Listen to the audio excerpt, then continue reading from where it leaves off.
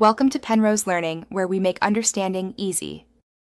You begin by confirming prerequisites: battery above 20% and a reliable USB cable or charger. Once done, connect to a computer with ADB installed or prepare an OTG adapter for an external keyboard. Make sure you already enabled USB debugging in developer options. If not, follow quick steps now. You're starting the recovery sequence without the power key, so preparing ADB or an external input is why we prioritize these items. This setup lets you send commands or simulate button presses safely. Now you trigger recovery. Connect the device and run a DB reboot recovery from the computer. That command directly tells the bootloader to enter recovery. If ADB isn't available, attach an OTG keyboard and use the mapped keys.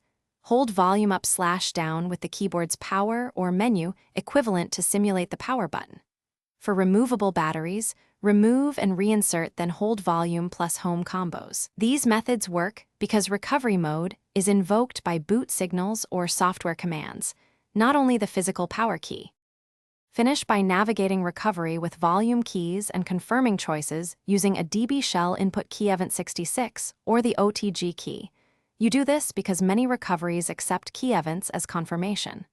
Once done, choose Reboot System Now to exit safely. If the device stays stuck, make sure the ADB daemon is authorized, then try a DB reboot bootloader and reissue the recovery command. If nothing works, consider a factory reset only after you've backed up essential data. That last step resolves persistent software corruption. Thanks for watching. If this was helpful, leave a like and consider subscribing. See you next time.